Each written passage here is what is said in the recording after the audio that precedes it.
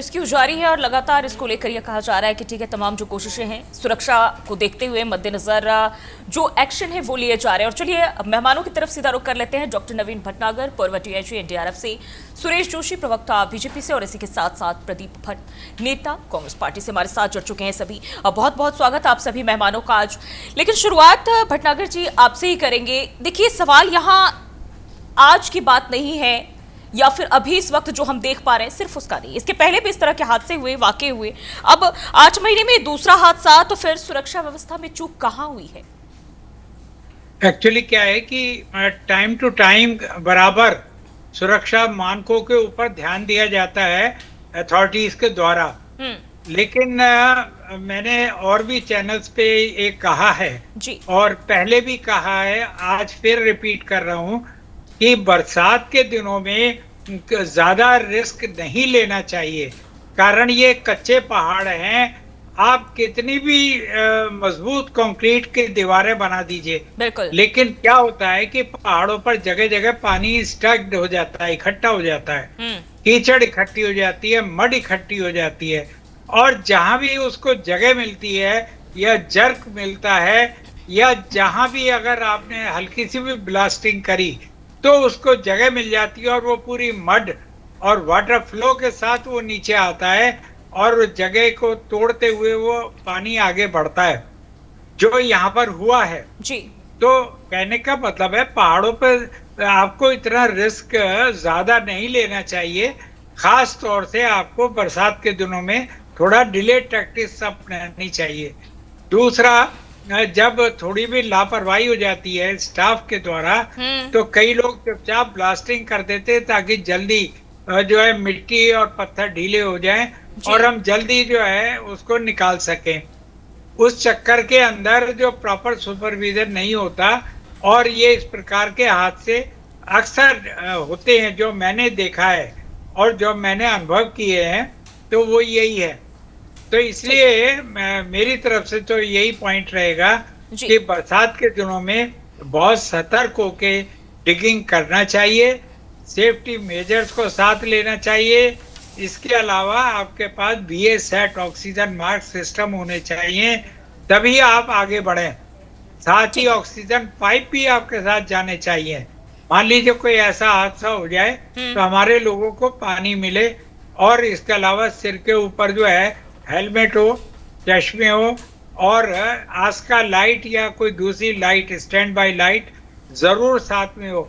अब देखिए यहाँ पर प्रॉब्लम क्यों आ रही है, 2 तरीके से आ रही है। एक तो अंधेरा है, लाइट आपके पास नहीं है। दूसरा, ये जो मडी वाटर है, जो बहुत ज्यादा फ्लैश वाटर आ गया है, इसके साथ बहुत ज्यादा आपका पत्थर और मड आए हैं, जिससे क्या हुआ है कि जो लोग थोड़े सेफ एरिया में थे उनको तो निकाल लिया है, लेकिन जो इसमें मड में फंस गए हैं उनको निकालना करीब करीब इम्पॉसिबल होता है, क्योंकि उनको ऑक्सीजन नहीं मिल पाती है और उनके पास इतना टाइम नहीं होता है। जो गोल्डन पीरियड है हमारा 5 मिनट का, वो ओवर हो चुका होता है। इसके अलावा अंदर कोई एयर स्पेस भी नहीं है।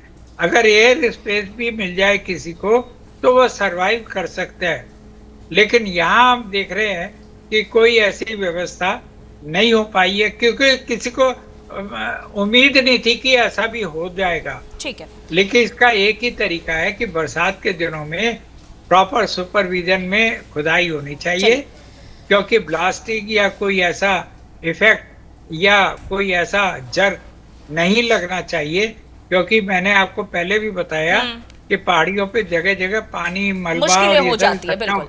हाँ, सुरेश जोशी जी, सवाल यही कि आज मुख्यमंत्री पहुंचे हैं रेस्क्यू में और वो कह रहे हैं कि ठीक है, हम लोगों की सुरक्षा को ध्यान में रखते हुए रेस्क्यू कर रहे हैं, कोई खामियां ना रह जाए, हम एक एक पहलुओं पर एक एक चीजों को पॉइंट आउट कर रहे हैं। लेकिन सवाल वही, ये दोहराती जा रही ना चीजें, सरकार सबक क्यों नहीं ले पा रही? एक बार नहीं, और किसी की 1 या 2 मजदूरों की जान नहीं फंसती है, बड़ी तादाद में मजदूर यहाँ जो श्रमिक है वो शामिल होते हैं, बावजूद इसके इतनी बड़ी लापरवाही जो है कैसे हो जाती है? सरकार कहाँ सुरक्षा इंतजामों की अगर बात करें, व्यवस्था करने से पहले कहाँ गायब रहती है? देखिए, बहुत दुखद घटना है, क्योंकि जिस तरह की घटना घटित हुई है और अभी देखो टीएचडीसी का वो प्रोजेक्ट है, वहां पर को काम करने वाली जो कार्यदायी संस्था है एससीसी, वो भी काफी अनुभवी, काफी उसने टनल से बनाई है, लेकिन उसके बावजूद भी निश्चित तौर पर कहीं न कहीं इस तरह की कोई चूक तो रही होगी कि जिसकी वजह से ये घटना आज हम सब लोगों को देखने को मिल रही है। और इस पर जो है कि जैसे अभी एक्सपर्ट ने भी अपनी राय दी थी, क्योंकि ये बात भी सत्य है कि भाई जो पूरा उत्तराखंड है या हिमाचल है, अपना पूरा जो हिमालयन क्षेत्र है, ये बहुत ही अभी एकदम बहुत ही कच्चा है। तो इस क्षेत्र में जो है कि थोड़ा भी अगर इस तरह की कहीं पर हलचल होती है, या थोड़ा भी जो है कि अगर दीवारों के अंदर, मिट्टी के अंदर अगर पानी प्रवेश करता है, तो वो कोई न कोई इस तरह की घटनाएं उनको अंजाम देता है। अब यहाँ पर भी देखिए, देखने को लगभग इसी तरह की चीज मिल रही है कि जो टनल में रिझाव हुआ है और उसके बाद जिस तरह से वहां पर कोमक आ गया, आपकी जो है कि पत्थर आ गए, बोल्डर्स आ गए, तो उस वजह से ये प्रॉब्लम्स आई है। लेकिन सरकार ने जो है बहुत ही, मैं कह सकता हूं कि तत्परता से वहां पर को एनडीआरएफ भी भेजी है, एसडीआरएफ भी भेजी है, और स्वयं सबसे बड़ी बात हुई है कि मुख्यमंत्री जी वहां पर बैठ करके उस रेस्क्यू को देख रहे हैं। तो इसलिए सरकार तो अपनी जगह रेस्क्यू पर सजग देखने से है। काम तो नहीं चलेगा ना सुरेश जी, जवाबदेही भी तय होनी चाहिए। जब आपको पता है बारिश के दौरान वहां ऐसे भी पहाड़ी इलाकों में जो है मुश्किलें बढ़ जाती है, फिर यहाँ इन सभी पहलुओं की पहले से गणना, कैलकुलेशन, सारी चीजें कर लेनी चाहिए। उसके बाद ही अगर आप किसी तरफ आगे बढ़ रहे हैं तो बढ़े, क्योंकि एक बार और पहली बार तो ऐसा है नहीं, इसके पहले भी सरकार को मुझे लगता है जिस तरीके से घटना निकल के सामने आती रही है, इंसान सोचता है कि ये दोबारा रिपीट ना हो। नहीं, देखिए, सरकार की ओर से या जो कार्यदायी संस्थाएं हैं उनकी तरफ से, अपनी तरफ से तो पूरी तैयारियां की भी गई हैं और की भी जा रही हैं, लेकिन प्रश्न उसके बाद भी ये उठता है ना, मैंने कहा कि भाई अब ये देवी आपदाएं हैं, इस तरह की जब आपदाएं आती हैं तो कोई भी आपदा कह के तो आती नहीं है।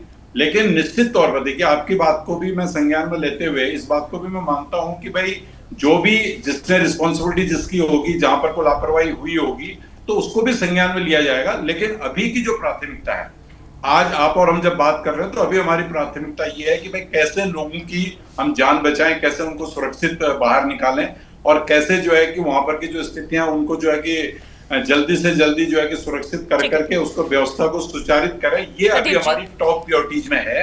और उसके साथ साथ ये बात भी सही है कि भाई क्या उसके लिए किसकी रिस्पॉन्सिबिलिटी है, उसमें क्या हुआ है, कैसे, देखिए, किस तरह से प्राथमिकता सरकार की क्या है वो अब मायने नहीं रखती है, क्योंकि जिनकी जाने गई ये सिर्फ वही समझ सकते हैं, उनके परिजन समझ सकते हैं। हम आप बस बैठ के यहाँ टिप्पणी और संवेदनाएं जता सकते हैं। प्रदीप जी, यहाँ लोग चिल्लाते रहे, ऑक्सीजन लेवल जब वो घटना घटी कम हो गया, कुछ लोग इधर फेंके गए, उधर फेंके गए, कुछ लोग वहीं डूब गए, अभी भी रेस्क्यू जारी है, मुख्यमंत्री वहां पहुंचते हैं, लेकिन सवाल वही कि क्या इस तरह की जो घटनाएं हैं रिपीट होती जा रही है, सरकार इससे सबक नहीं ले रही है? जी जूही जी, ये बहुत ही दुखद और दुर्भाग्यपूर्ण घटना है, और ये पहली घटना नहीं है। आपको याद होगा सिलक्यारा टनल हादसा, जहां 41 मजदूर फंस गए थे उत्तरकाशी में, और रेणी गांव में भी कितना बड़ा हादसा हुआ था 2021 में। तो सरकार को सबक लेने की आवश्यकता है और उस चीज से सबक लेना चाहिए। अब माननीय मुख्यमंत्री जी ने पहले भी कहा कि हम जो है इनका ऑडिट कर रहे हैं, तो आखिर सुरक्षा ऑडिट अगर हुआ है तो क्या सुरक्षा ऑडिट हुआ है, उसकी रिपोर्ट भी सार्वजनिक होनी चाहिए कि सुरक्षा ऑडिट किसने किया, और अगर सुरक्षा ऑडिट नहीं हुआ है तो क्यों नहीं हुआ है।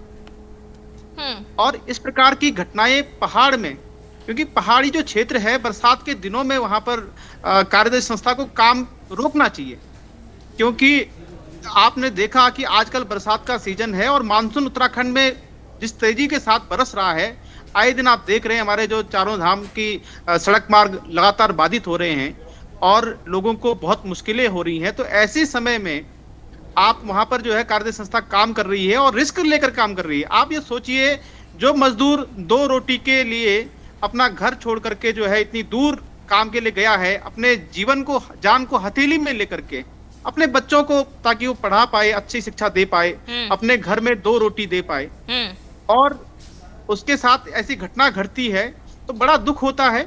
और मैं तमाम अपने जो इसमें मृतक हुए हैं उनके प्रति अपनी गहरी संवेदना व्यक्त करता हूं, उनके परिवारजनों के प्रति गहरी संवेदना प्रकट करता हूं।